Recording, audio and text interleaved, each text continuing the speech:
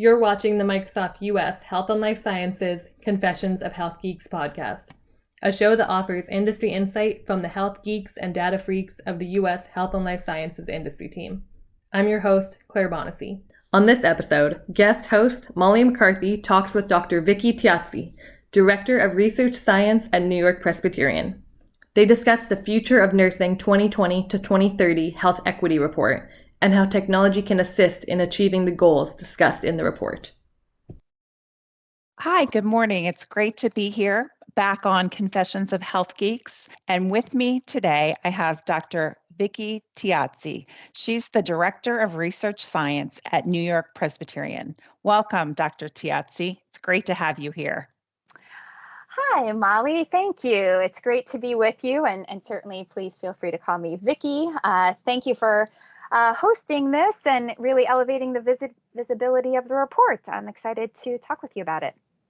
Great, thank you. I would love to give our listeners a brief background of yourself and how you became involved with the Future of Nursing 2020 to 2030, charting a path to achieve health equity report.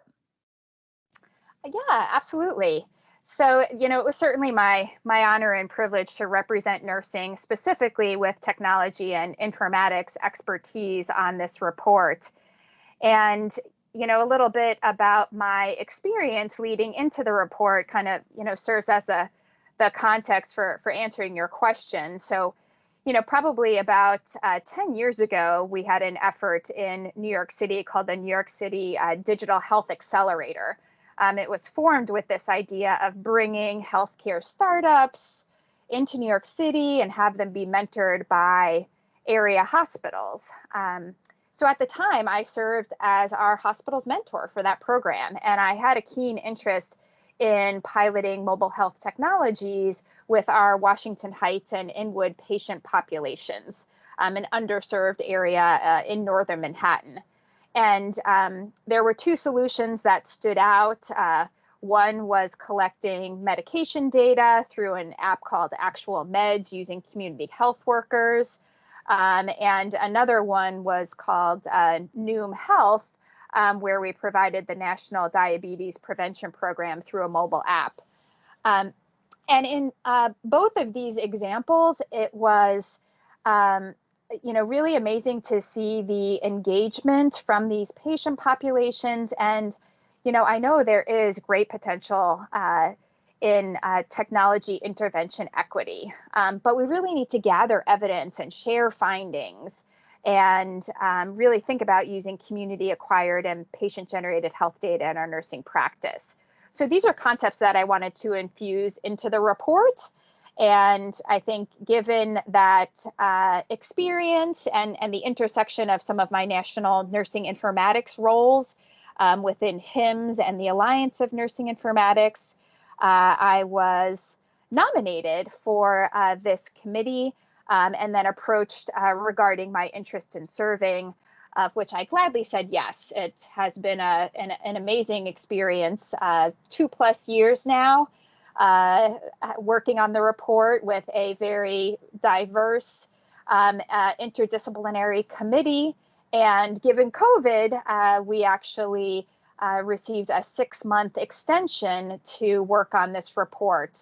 So while we were initially slated to have the report out in December of 2020, it just came out last month, early May of 2021.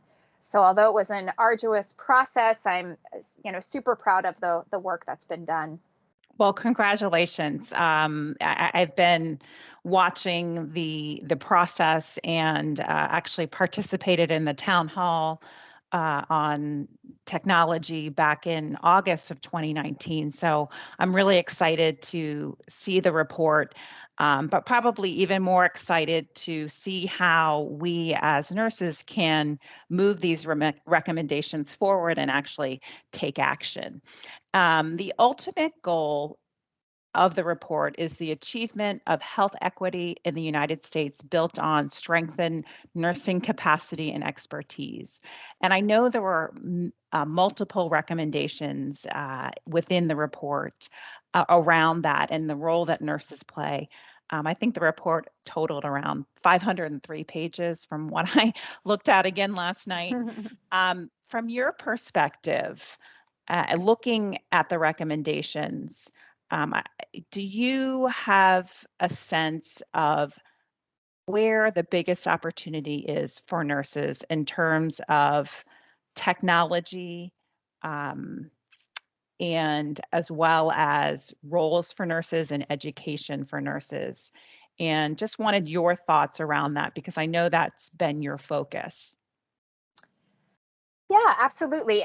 Before I get to that question, I just wanted to say thank you for participating in that high tech, high touch town hall. It was, really helpful for the committee to go across the country and really hear from the experts and gather evidence. This I found to be very challenging from a technology and innovation perspective, since a lot of the work that we do in healthcare IT is implementing solutions very quickly without a focus on publishing findings. So it was, really helpful to hear from experts like yourself. But turning to your question, but turning to your question and the opportunities, again, just to really, center the purpose and the vision for the report here. Everything that we did as a committee was really looking through that health equity lens. And, one of the big opportunities I see in the technology and informatics space is really linking to data. So I feel like that is first and foremost. So in order to address health equity, nurses need data, right? We can't change what we can't measure. So I think this is a real opportunity for screening tools that can collect social and behavioral determinants of health, in short, social needs data. And it's not only collecting it, but facilitating the sharing across settings, especially with community-based organizations, which we find are not always electronic. Right. So I think this is a real opportunity for us to think deeply about that interoperability component and figuring out how, nurses are generally bridge builders. Like, that's what we do. So how can we leverage that talent and expertise of bridge building in a way that facilitates the sharing of data so that we can incorporate them into nursing practice in a meaningful way? Yeah, I love that, the bridge builder analogy. And I actually, I think about nurses and I think about some of the roles I've played in my career. And I always use the analogy of the hub of a wheel and all the spokes out to the different components of the care continuum. And really that nurse is at the center with that patient. So how can we facilitate that patient throughout the system, as well as the data moving from place to place, whether that's patient-generated data or data from an EMR, et cetera. So I think that's a really important point that you bring out. Yeah, I like that. I think that idea of that hub and spoke model also is connected to what I think is another big message in the report, globally, around paying for nursing care. Right. So thinking about transitioning to value-based reimbursement models. Nurses are already doing this stuff, right? But how can we measure the nursing contribution to that value, right? So it's often super difficult to measure and sometimes invisible even within our electronic systems. So one of the things that the report highlights is the need for a unique nurse identifier and how this is critical. This can help us with a lot of things. It can help us associate the characteristics of nurses with patient characteristics within large data sets. It can measure the nursing impact on patient outcomes, look at efficiencies, clinical effectiveness. So from my perspective, this is a huge message in the report that has the potential to make a really big difference as to how we look at health equity and look for mechanisms, especially around payment mechanisms, to incentivize and move this work forward. Right. I think that's so important. And I'm definitely a proponent of the unique nurse identifier, really from the concept of thinking about the cost of care and understanding the different costs of care so that, there's appropriate reimbursement, quite frankly, for nursing care, but also from the perspective of a consumer. Understanding the costs of care so that there's leading to price transparency, understanding as a consumer what we're paying for care. And I think having an understanding of nursing and our role and what we do and the value and a dollar assigned to that, I think it's so important in moving healthcare forward. So appreciate you pulling that out. And I know there was one other area that we were thinking about too from the report. And so I wanted just to give you a few more minutes to talk about that third area. Absolutely. I think that the third big area, and certainly this was front and center in this past year, is the use of technology to effectively manage patient populations. So the use of telehealth, which includes telemedicine visits and remote patient monitoring and other forms of digital technology to increase patient access, has just been transformative.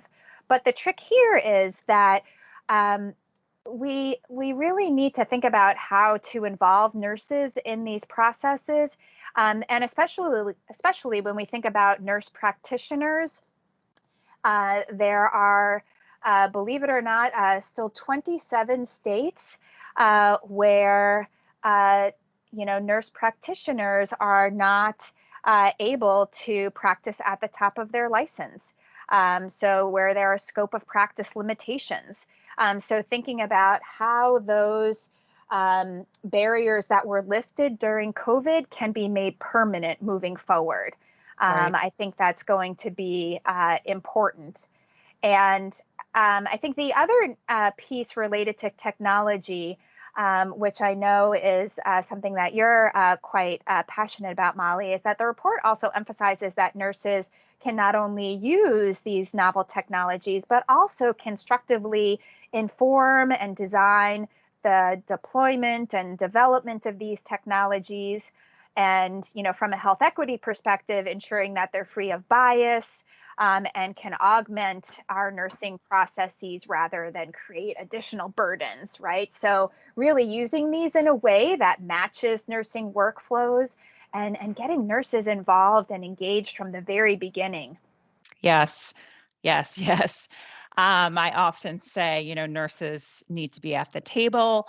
They need to be involved in the design and development of these solutions. And that's kind of on a personal note where I've spent a lot of time in my career. So I think that I appreciate you highlighting that because I do think it's, as we look across the technology continuum, so to speak, from even just concept to launch, nurses really need to be part of that discussion and clinicians need to be part of that discussion so that we're coming up with solutions that make sense from a technological perspective, but also a clinical workflow perspective, as well as thinking about cost and patient outcomes. So that's fantastic. The one as we close out here, and I know that we could spend a couple of hours talking about this, but thinking about that recommendation number 6, and I'm going to read it. All public and private healthcare systems should incorporate nursing expertise in designing, generating, analyzing, and applying data to support initiatives focused on social determinants of health and health equity using diverse digital platforms, artificial intelligence, and other innovative technologies. That's a lot in one recommendation. And what is your takeaway from that? What is as you think about that goal, as we think about nurses, what would be your action around this? Sure, absolutely. So first of all, I am just so excited that we have a recommendation around this. For those that might know the first report well, back in 2010, there was one little mention of the EHR, and other than that, there was almost nothing around technology. So I am thrilled that the committee, came up with this recommendation. And so in terms of the action steps, there are actually a couple of subrecs related to this that is, within chapter 11 for this recommendation. So the first one is that, as I mentioned earlier, accelerating interoperability projects. So Right. figuring out how we can build that nationwide infrastructure, specifically thinking about integrating SDOH data. Mm-hmm. And then related to that, the second sub-recommendation is thinking about the visualization of SDOH data. So how Mm-hmm. can we use standards and other ways to ensure that this isn't an extra burden on nurses, and these are brought into our nursing clinical decision-making in a meaningful way. The third one, which I think is also ambitious recommendation, is employing more nurses with informatics expertise. So I think in order to do this recommendation, that's going to need to happen. So we're going to need nurses that have informatics expertise to look at the large scale integrations, thinking about how to improve individual and population health using technology. And right now that is lacking in parts of our country. Right. And then the last two, so one that we mentioned, ensuring that nurses in clinical settings have responsibility and the resources to innovate, design, and evaluate the use of technology, right? So it's really empowering all nurses to do this. So I think that's an important one. And then lastly, providing resources to facilitate telehealth delivered by nurses. So I think there's a lot of pieces to this. As you mentioned, this is a big, ambitious recommendation.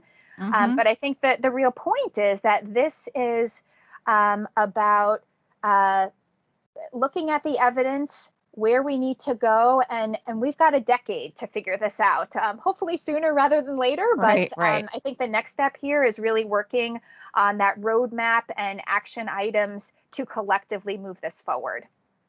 Well, great. Thank you. I know that we're out of time, but I personally look forward to working with you and other of our nursing informaticists colleagues, really throughout the spectrum, whether they're in a healthcare setting. The other big piece that we didn't get to touch on today is just the education, whether that's undergraduate, master's prepared, PhD. I'm a big proponent of bringing in technology and informatics into the undergraduate curriculum. And again, we don't have time to go into that today, but I look forward to continuing the partnership. And I know that Microsoft is really supportive of nurses, and want to thank you for all the work that you've done on behalf of nurses.